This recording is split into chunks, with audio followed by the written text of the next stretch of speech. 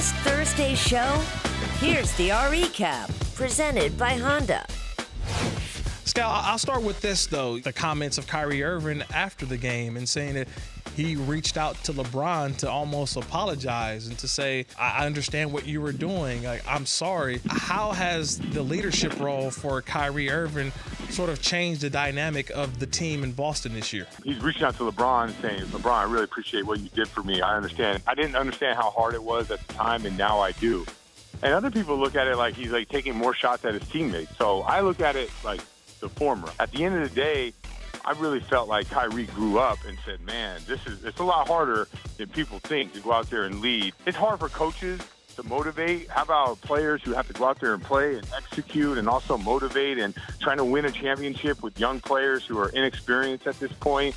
That's not an easy thing. Zach Streif, play-by-play announcer for the New Orleans Saints. What don't we know about Drew Brees and what you see on a day-to-day? There was never a time in my career that I didn't feel like he had my back. Drew Brees missed one start to injury in his career in New Orleans, and I gave up that hit.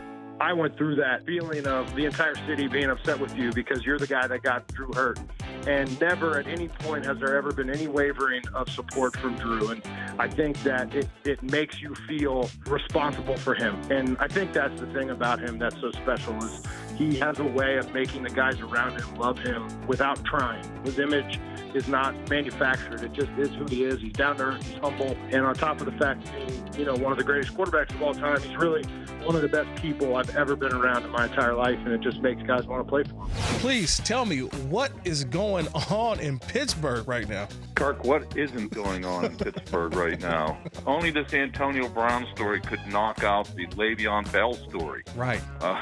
Two huge all-pros who almost surely won't be with this team next year. It's been one thing after another for a couple years now. Has Mike Tomlin maybe lost the locker room a little bit? Well, he lost Antonio Brown. I don't think he really lost the rest of the locker room. I think they respect him, but the Antonio Brown thing has just gotten bigger than anything. He's been a burr in his butt for a while. Recall that Facebook Live video that Antonio Brown did in the locker room.